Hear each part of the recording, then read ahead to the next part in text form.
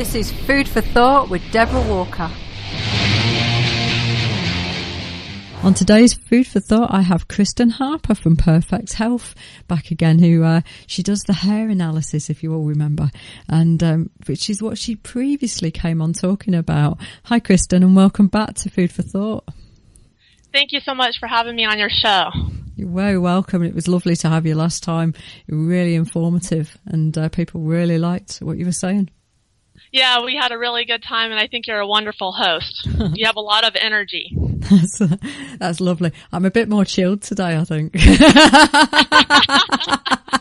I have to, because it's more the end of the day for me, so definitely going to be a more chilled show. So whilst I'm thinking about that, just update the audience what you've been doing since we last spoke. Where's your focus been with natural health? Yeah, so as far as hair analysis, I've been doing it for over 5 years, and it's definitely a passion. And just presently, what my focus really is I'm very busy working with clients, and what I'm really trying to do right now is just provide education. I think it's so important that we're educating everyone on nutrition and health and just a healthy lifestyle. So I'm really trying to get the word out, and I do a lot of things, whether it's social media or doing blog articles, and I've been on previous radio shows and have even done presentations to groups of people. So I'm just busy, but I think I'm really focusing on education right now. And I think you're absolutely right to be doing that, in all honesty, because I think there's a massive gap in regards to health education. Absolutely. And there's so many sick people out there, Debbie, and we have to spread the word, you know? Yeah, indeed. And I know you kick up a bit of a storm on your social media, because I watch it from a distance with your Facebook, and you get stuck in there. I'm always quite admiring of the fact that you often say things that they're probably not controversial for ourselves, but they can be controversial for other people, because you live obviously a very clean lifestyle, but what lots of people would feel is extreme. And when you talk about it on your Facebook, people do wade in, and you are prepared to actually field those questions, and I do admire you, I have to say. Oh, thank you so much. I love actually getting on Facebook and social media, and we have a lot of heated debates, because some people, have their own way of looking at things and everything. And I tell people it's okay to have debates, but we just have to be respectful as well. I believe in the golden rule that you treat others the way you want to be treated. But it's so educational for people too, when we have these. And I try to do health tips of the day on Facebook and social media, where I give certain tips, and I'm very, very strict as far as a healthy diet. I have had a healthy diet for so many years. It's been very clean, and then also just a really healthy lifestyle. So I'm really, really strict, like 100%. And then there's other people that tell me, I can't get to your level yet, but it's okay, because I believe that you got to take baby steps and go very slow, and then eventually you'll get there. Because when I first started years ago and had a healthy diet, or when I was trying to get into having a healthy diet and lifestyle, it was really hard for me at first, because I was really addicted to bad foods and sugars and all that. And it took me quite a long time. I would say it probably took me over 3 years or maybe longer to really change my diet to 100% and have a really clean diet. And I think you're right. It is an absolute journey. It can't be done some people do it overnight, and then they suffer the consequences and achieve other consequences. But actually, I think you're absolutely right about the baby steps, and it does take a period of time to get to where you've got to. Absolutely. And Debbie too, I used to, when I first changed my diet over and I was giving up the bad foods and changing over to healthy foods, I had really intense cravings for the things that I had given up, like, diet sodas and fast food and ice cream and all that. And what really helped me was meditation. I started meditating on a daily basis, and eventually those cravings vanished for me. I think meditation is something that people for a long, long time kind of looked upon and felt it was something that they really couldn't do, and just was a bit bizarre. But actually, I see that the culture is hugely changing in the last few years, where people are taking meditation far more on board. It's being called mindfulness and other names as well. And the likes of Google do it, so it's being taken on in the corporate world as they realise that actually having space and time to just think and be is incredibly important. I agree. It's for physical, mental, emotional healing and spiritual development. And also you can let go of addictions and bad habits, letting go of negative thoughts that are in your head. And you can really connect with your inner self and feel inner peace. And I actually had an eating disorder years ago. I had an eating disorder for 9 years. And I actually overcame it through meditation. That's really fascinating. That's incredibly fascinating, and I have a number of people who say more or less the same things in regards to the things that they've achieved because purely of meditation, not anything else they've changed in their lifestyle, but the fact that they've taken on board something which has truly given them a calmness that they just hadn't experienced previously. I agree. It's so important. Now, you also, I've noticed in your Facebook, very active in your local community in regards to natural foods and health. Tell my audience a little bit more about the things that you do, because you do go out of your way to actually support your local growers and things, don't you? Yeah, so I'm pretty involved here. I've actually done locally, I've done health talks, and I do a lot of education here locally and really spread the word. And I'm working with a health food store presently where I'll start going in. They have like this health fair on a monthly basis, and I'll be going in there to provide education on nutrition and hair analysis. And I've been to other health fairs here as well. I'm such a believer in education, and because I'm so health conscious, and I've posted this on Facebook as well, but there's a couple things I've done in the past, but the city council, I actually worked with them for a while because I reviewed our city water report, and I was really concerned because of seeing toxins in our local water here. And I was just really concerned, that there's people that are drinking this water and it could really affect their health and everything. And I found out there was fluoride and chlorine, and one of my friends actually sent me the water report. So I started working with the city council to see if there was any way that they could work on getting these toxins out of this water. Because tap water, for the most part, I don't advise on it. I don't think anybody should be drinking tap water. I highly recommend spring water if possible. But so I worked with them, and I did find out that the fluoride was more natural. They weren't adding the fluoride, so I found that out. I still don't advise on drinking their water. And then as far as the chlorine, they're actually adding chlorine into the water, which is so toxic. I mean, chlorine can cause heart disease and other problems. And they basically, I didn't get anywhere. I tried so hard, but they basically are stating that the chlorine needs to be in there. And so there's nothing. I was trying to propose, instead of using chlorine, maybe they could try something more natural, like, ozone or something else. But I didn't get anywhere there. I tried so hard, and so hopefully people are not drinking the tap water and they're drinking spring water. And then also what I've been trying to do, Debbie, is here in Lake Havasu, our population's about 50,000 or so, and I've been kind of discouraged. I've been here for about 5 years, and we have these very small health food stores that really do not have a big selection.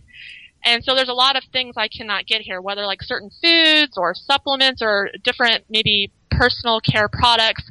So a lot of times I have to either go to a big city like Phoenix here in Arizona, which is like a 3.5 hour drive, or go somewhere else, or I have to get things shipped into me, and that's really hard when you live a very health conscious life. So I've been trying to get a big health food store to come into Lake Havasu, a big chain, like some of the big chains here in the United States, like Whole Foods or Sprouts or others. Been working with the Mojave County Economic Development Team, been working together, and we have not had success. And I've been trying for many, many months, and we haven't had success because a lot of these chains, they don't want to come into a smaller community. They look for a huge population for them to even start a chain here in Lake Havasu. So right now we're pretty much out of luck. I'm still trying. Most of the chains have already told us no, but I'm still trying to be persistent here and not give up. And I did tell myself down the road, if I can't get a store here, eventually I may have to move to maybe a bigger city where there's more stores, just because I'm health conscious and it's very difficult living this way. Yeah, I have a lot of empathy with you with where I've just moved to, but I am lucky I've got spring water not too far away. So I actually go and collect spring water nearly every day. Oh, that's so wonderful. And and you just recently moved too, but do you have big stores there, healthy, like health stores there? No, they're very small, and I've got more or less the same issue that you've got. Fortunately, I do quite a lot of traveling, so I'm able to go and pick up a lot of the bits and pieces that I actually want, but and bring them back in my suitcase, in my ever expanding suitcase, I have to say. But I think you're absolutely right in regards to, you have to work with these retailers to at least open doors to see whether there is that opportunity, because if you don't do that, then they'll never know that actually you're interested in having those products, or you're interested in even having them there. And I admire your energy in regards to doing that, particularly, with the whole water side of things. Really interesting with what you're doing. Aileen Fitzgibbon in Ireland is very inspirational, and you might want to actually hook up with her, because in Ireland there is fluoridated water. And she has been taking, putting pressure and collecting, having lots of research done, and she's preparing a case to actually take to the government in Ireland to stop fluoridation, which has been going on here for over 50 years. So, be inspired, because she's not given up, and she's managed to get quite a lot of energy behind her campaign. Oh, it's so wonderful. Good for her. Yeah. And also, I feel, in regards to the chlorination of water, it's, I agree with you. The health issues are huge, in particular around the bowel as well. The impacts on the bowel and the reduction of the bacteria is significant. And of course, if your immunity is created in your bowel, then fundamentally you don't want that to be happening. You don't want to be consuming this water. Hence why I go and pursue spring water. Yeah, I think definitely spring water is the best. I think it hydrates the body the best, and it has minerals as well that we need. It's not until you taste it do you realize how worthwhile it is to go over and pick it up every day. Exactly. So, any other key developments in particular with health that you think the audience should know about that are getting you excited at the moment? Another thing too, Debbie, I've been kind of frustrated, and I don't know if you're having the same situation where you live, but I've just noticed that, like a lot of the personal care products that you put on your body, and it could be anything from, shampoos and conditioners and lotions and deodorants and cosmetics and all of that, even toothpaste. What I'm noticing is even the natural products that you get at a health food store, a lot of these products still contain chemicals. And you would not believe how many products I've actually tried out there, and I still cannot find anything 100% all natural. I think this is where it comes back to you having to make your own. I have guides that I use with my clients. Don't know about yourself, but it's all about grinding down almonds to basically have facial scrubs and creating your own creams and things like this. So you are completely in control of what is actually in what you're actually using. Because I agree with you, it's incredibly difficult now to actually find products that are pure. I agree, definitely. And that's one thing I'm looking at down the road is, maybe just doing homemade, products, making homemade, like you said, or even maybe down the road starting a personal care line. Wow. You'll have to keep us in touch with that. We'll all be excited about that. Now, we said we were going to talk about fats and sugars and all those sorts of things, but predominantly just focusing there because it's a really complex and wide arena that I think there's a lot of myths around in regards to what is and isn't healthy. Do you agree with that? Oh, yes. There's a lot of myths out there right now. Absolutely. Especially around fats and oils. Yeah. So go on. Tell me what some of the key myths are around fats and oils. Okay, so one myth that's really heavy out there is that people will say, well, if you're eating fats, that will make you fat. And will also clog your arteries. And I feel that's a complete myth, and we can go over that later, but that's one. Yep.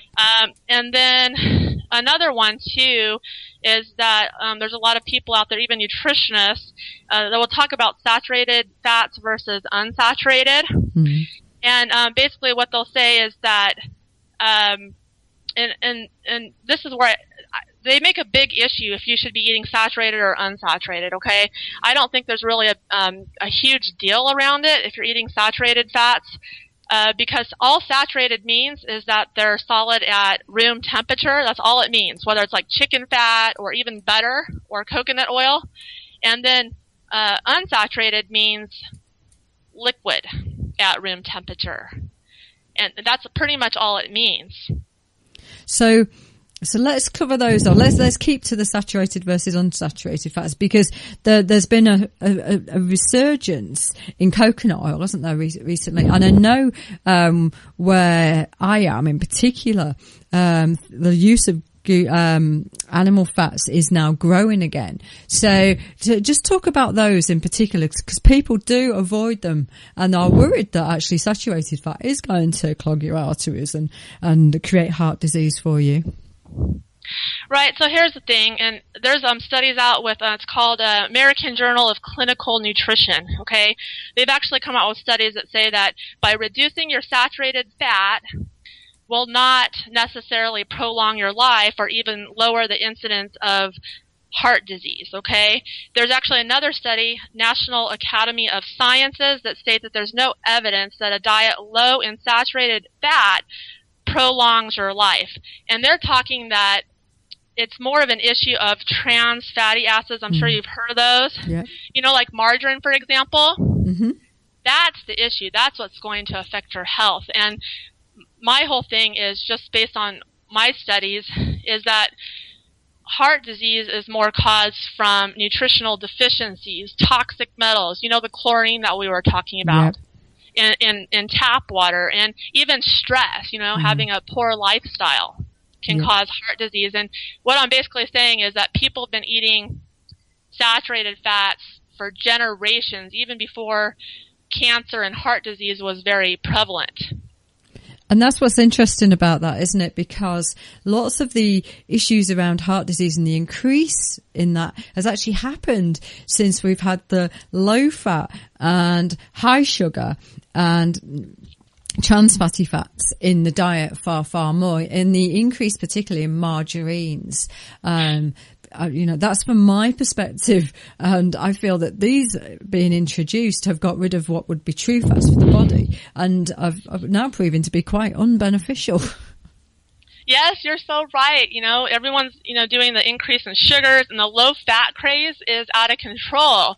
We're providing the wrong information, because a low fat diet can cause obesity, diabetes, hypoglycemia, ADHD, and even cancer. And also, here's a problem with that. You know, if you're doing a low fat diet, you're not getting enough calories, right? Yeah. So you start overeating on starches and sugars to, you know, have those calories. And then what happens is you exceed your carbohydrate tolerance, which can actually lead to health issues. And I've also realized that when you're overeating on carbohydrates, that can actually deplete minerals from the body as well. Mm-hmm. And then also, here's another thing. When the low-fat foods are produced, what they have to do is they have to add chemicals to make the foods taste better, because usually fats, they taste really good. So to make these foods that are low fats, they're adding chemicals so that they taste better, and they're toxic. And we need fats, you know, when we're eating, because basically they give that satiety factor, don't they? Yes. And here's the thing. Fats are needed. Absolutely. If people are saying that, you know, don't eat fats or low fat, don't listen to that. People need fats. And the reason people need fats too, fats are so important. They're needed for energy production. They're needed for our brain, our nervous system. They're needed for cell permeability. And fats are needed actually to produce hormones and everything. But what I usually advise is that people should have about 5 to 20% of fat. And there's some diets out there that really push like eating way too many fats, like Paleo, GAPS, you know, Weston Price. They recommend a lot of fats, and I don't advise on way too many fats, because that can actually lead to female cancers. And then also, fats don't detoxify the body very well. What really detoxifies the body a lot is vegetables, cooked vegetables. Well, I think if you're going to consume too much fat, then you really need to understand the health of your gallbladder and your liver, because, of course, the importance of bile flow cannot be ignored with fats, surely. Right, right. So just explain a little bit about paleo and GAPS for the parts of my audience that don't really know what we're talking about now, and that we've gone off into a complete nutrition heaven. Yeah, so they just advocate too many fats and just way beyond what's normal. Like I said, I'm really concerned about that because that will actually lead to female cancers, and it doesn't detoxify the body very well. And Weston Price, maybe back then Weston Price, and you've all heard of Weston Price, like 100 years ago, maybe that was more beneficial back then, but today it's not going to work because people are too toxic today. And those fats just cannot detoxify our body enough. And also Weston Price, the Weston Price Foundation, they actually recommend too, like, raw meats and raw eggs and all that as well. And I think that's very dangerous because you just think about like the meats that are being transported. That's very dangerous because with long distances like that, you can be very prone to, the meats can be prone to bacteria and viruses and even parasites. So I do definitely recommend cooking your meats as well as definitely the meats as well as your eggs. But you don't want to overdo it. We like to have the fats as raw as possible. So like for eggs, you want to have a little bit of runny yolk. But like for example, you could do you could boil your eggs soft boiled maybe for 3 to 4 minutes, but you still want to have some runny yolk. So we like to have fats as raw as possible because what's happening is there's different fats out there. I can give you some examples. There's meats, there's fish, there is raw dairy, and there's also and I like to talk about vegetable oils as well. And here's the problem with some of the vegetable oils is they've been refined, and that's an issue. So they've been refined, meaning that they've been heated, they've been deodorized, and then they've been preserved with toxic chemicals. And there's a lot of them that are actually refined, and it's not nutritious, especially when they're heated like that because it actually damages the fats. Yeah. So we like to keep them as raw as possible. Like, for example, with raw dairy, as long as it's certified, that's a lot healthier than actually, let's say you're making a grilled cheese sandwich and your cheese is heated up. That's actually damaging the fat. We prefer raw dairy because when your dairy is pasteurized, it destroys vitamin C, vitamin E, damages the bioavailability of calcium. Fantastic. Now, would it be best to have cold pressed as well? What's your opinion on cold pressed? Because I know that lots of the oil manufacturers kind of they say cold pressed, but I'm not that clear about whether they truly are or not. Right. And I would say I've heard, just based on what I've heard cold press is better, but I've also heard with some of these vegetable oils, even the cold press ones are not as good. Something to really study. I'm not too much of a fan of the vegetable oils, to be honest with you, just because they're refined and they're preserved with toxic chemicals. Yeah. I feel that the best vegetable oils, I like fats that are more coming from animal sources, whether it's fish or meats. You could have some raw dairy. I think those are definitely the best. But let's say you needed vegetable oils in your diet. I would say the two best, or actually there's three. I like olive oil. I think it's very nutritious. And I also think especially for vegetarians, if they're not consuming, and I don't really recommend a vegetarian diet, but for vegetarians that are not getting any animal sources, I think the two best vegetable oils would be hemp seed and flaxseed. They're very high in omega-3 fatty acids. And those are the two, we definitely need omega-3 fatty acids. They're so important. Great. Indeed, I completely agree with you, and I just don't think people realise about the balance that they should be having with them either. I think, the majority of people don't have enough fat in their diet, full stop, and if they are, they're just having the wrong fats in regards to those trans fatty fats through baked goods. Yes, and I was going to bring that up to you about the trans fatty acids. So, and I told you about refining the vegetable oils. Yep. One common way of doing that is through hydrogenation. And so what happens is that hydrogen is actually bubbled through vegetable oil at very high temperatures, which is not healthful at all. And then what's really scary is that nickel and even cadmium are used as catalysts, and those are both toxic metals. They're so damaging to health. And then these trans fatty, and then of course it consists of these trans fatty acids that are so harmful to the body. And then there's a lot of products out there too with, there's margarine, but then there's also so many processed foods out there that have partially hydrogenated oils, such as like cookies and candies and peanut butter and dips and spreads. It's in a lot of products. And that's the issue, though. It isn't just about the hydrogenation, but actually also about the heavy metal process as well. Because lots of people wonder when I do screenings where those heavy metals are coming from. And what you're more or less telling me is lots of this is through the processing of food. Yes, you're so right, Debbie. There's toxic metals all over the place. They're in our foods, they're in our water, they're in our air. Everyone today is full of toxins, and when I see that on hair tests all the time, it's you see just toxic metals sometimes off the charts, and then there's other times that I will see toxic metals very low on a hair analysis, and some people think, oh, that means that I'm very low on toxic metals, but it's not the case. We actually call them poor eliminators, which means that you have plenty of toxins in your body, but you don't have the energy and the vitality in your body to be able to remove the toxins as effectively as you should. So the goal of our program is to balance the minerals and cells of the body, and then in time that's going to increase the body's energy. And then eventually when you have enough energy in the body, then your body will be able to start eliminating these toxins more effectively. So these toxins are all around us: food, water, and air. And toxic metals can cause every imaginable symptom in the body. And this is where you have to get the balance of the oils right. Otherwise, the ability of the body to actually cleanse with with the liver and gallbladder, it can actually be detrimental if you're overloading with the wrong oils as well, can't it? Because it can prevent you from detoxifying. Exactly, definitely.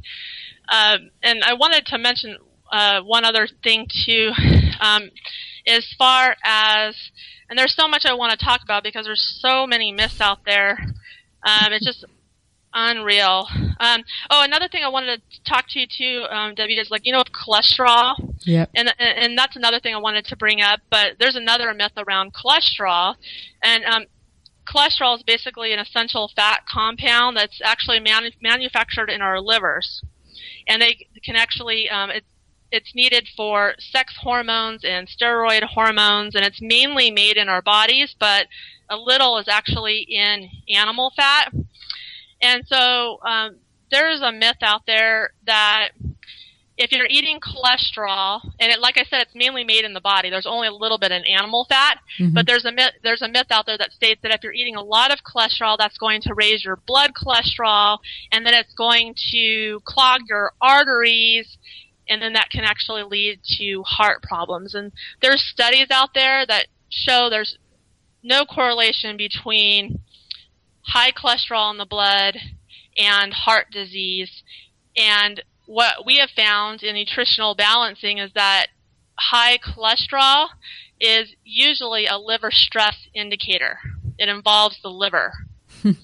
And so what we found is that when you're eating really healthy and you get on this nutritional balancing program that's, healthy diet, taking nutritional supplements, lifestyle, detoxification, and meditation, in time, the healthier you become, your cholesterol is just going to normalize. And I wanted to mention too, because there's actually tests out there too. If people are concerned about their arteries, like the condition of the arteries, there's a lot of tests out there. Like you can have a Doppler test, an ultrasound, and there's other tests as well that are non-invasive tests. But instead of really checking your cholesterol, what's a really good test that I recommend is you get a hair analysis done, because we actually test for mineral imbalances. And that can tell us a lot about the health of your arteries, because a lot of times there's certain minerals that can actually build up in your arteries. And so a hair analysis is really good as far as if you suspect that maybe you have heart disease or you want to prevent it, we can actually test for any mineral imbalances and really to detect if there's any issues with your arteries, because like I said, those minerals can actually build up in your arteries, and some of the common ones that can actually build up in your arteries are calcium, that's really common, and copper is another one, and iron is another one, and even cadmium, which can build up in your arteries and then can also contribute to heart disease. And it's really fascinating because most people would think that they actually need a good quantity of iron, wouldn't they? Yeah.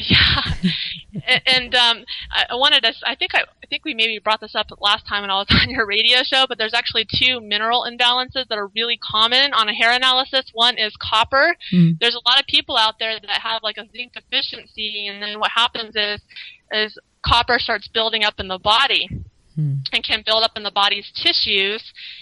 That's a common one. And then another one is called the three amigos, which is iron, manganese, and aluminum. And they actually rise together on a hair analysis, especially if you're eliminating them from your body. Like on retest, when you get on this program, you'll start seeing the toxins rise. And when they rise, that's an indication that you're actually eliminating them from your body. So they basically rise and fall together. They're called the three amigos. And many people today are actually very toxic in these three amigos, and they're actually in a bio-unavailable form that your body cannot utilize. Wow. Now, most people have... I'm sorry. No, go on. I was just going to say that most people today have mineral imbalances. They have mineral deficiencies and heavy chemical and metal toxicity.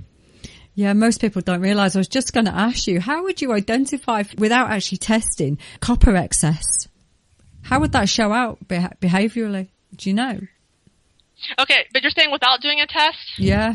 Are you just talking like symptoms? Yeah, what sort of symptoms might you be experiencing?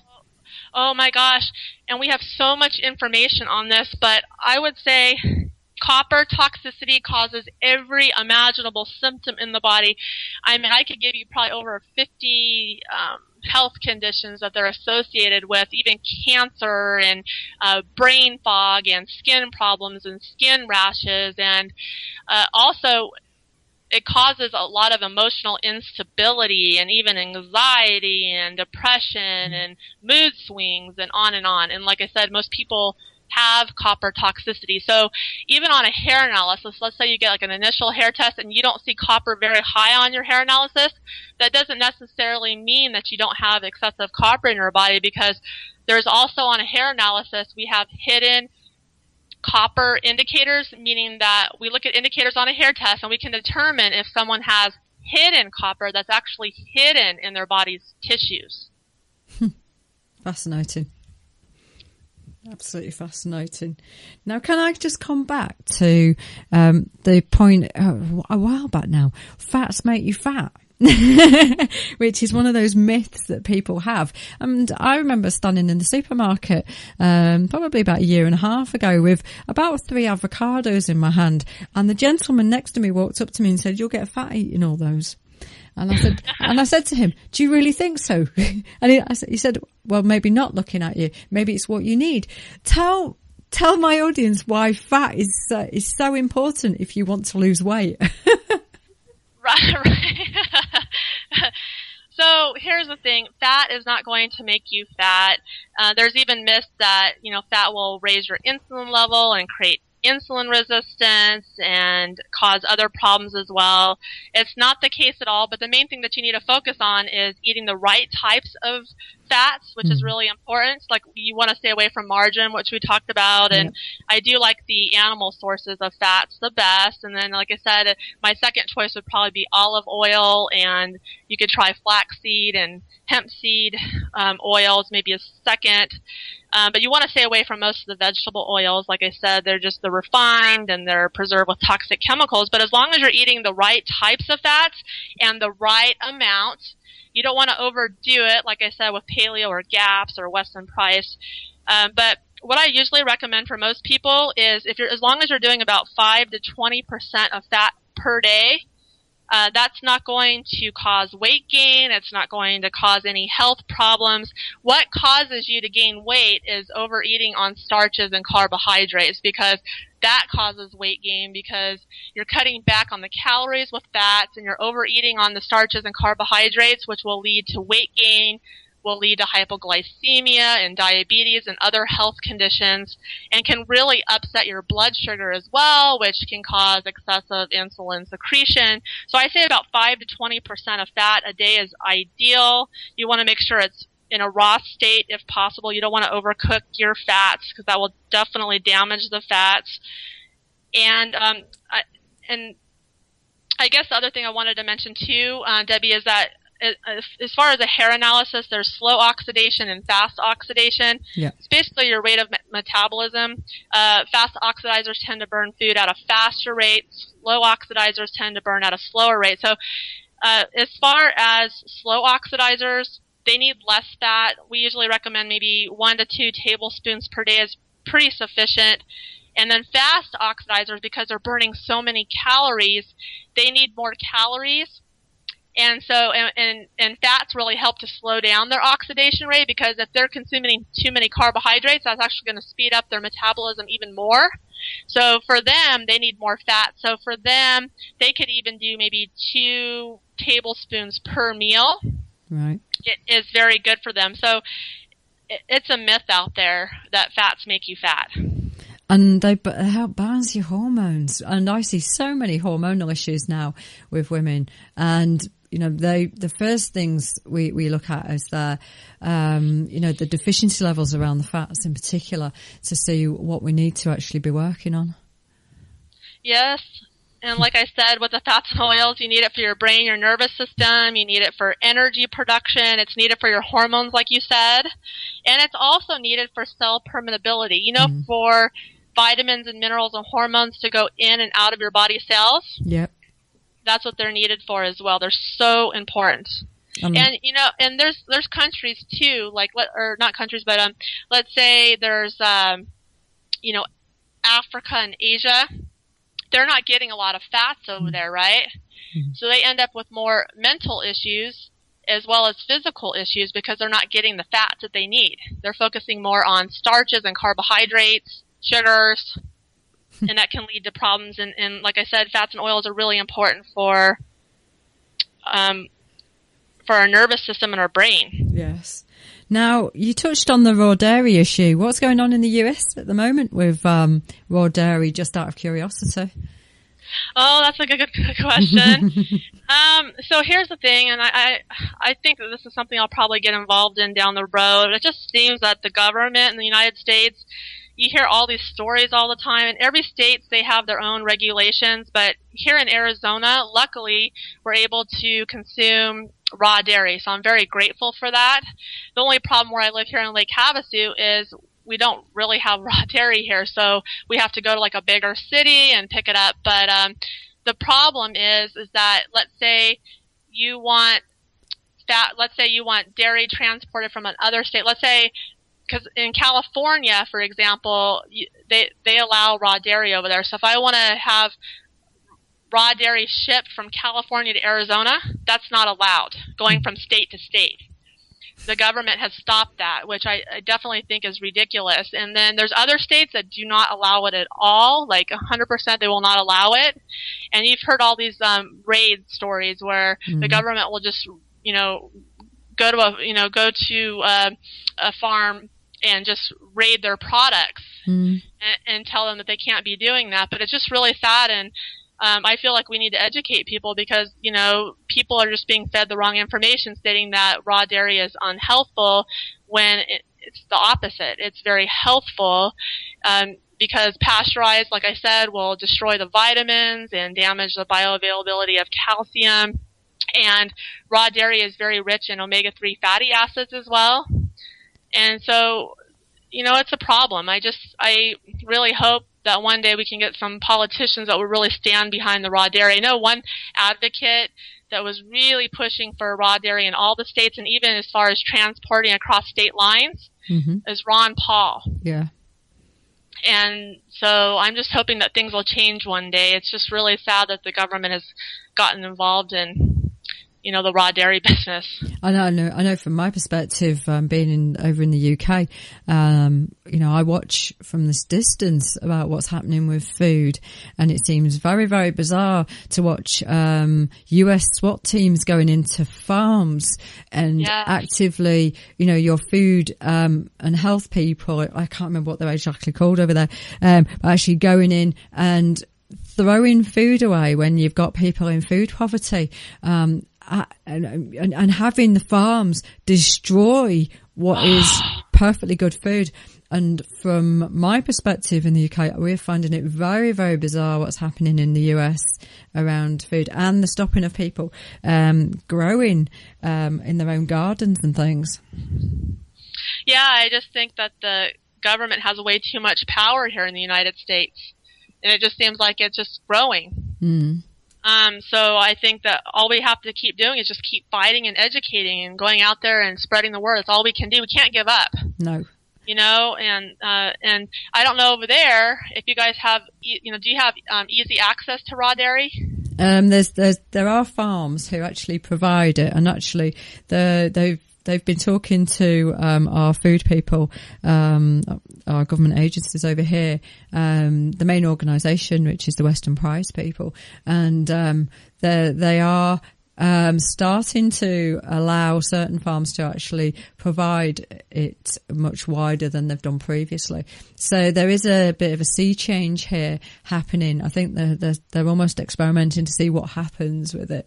And it be, I'm vegan, so effectively it doesn't affect me, but my family, I'd love them to have raw dairy. And when I can, I actually live near friends who have small holdings who would provide it for us. So I was in a very lucky position to actually be able to go and get it.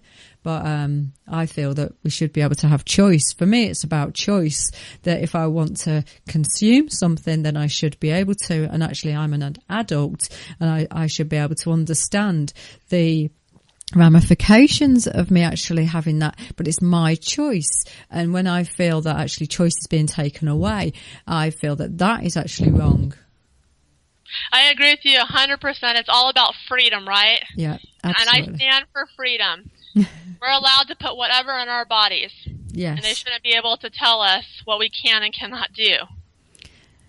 Kristen, I'm going to stop this part of the interview at this point. You're massively passionate about your subject. So passionate that actually I've got to the end and we haven't even touched sugar.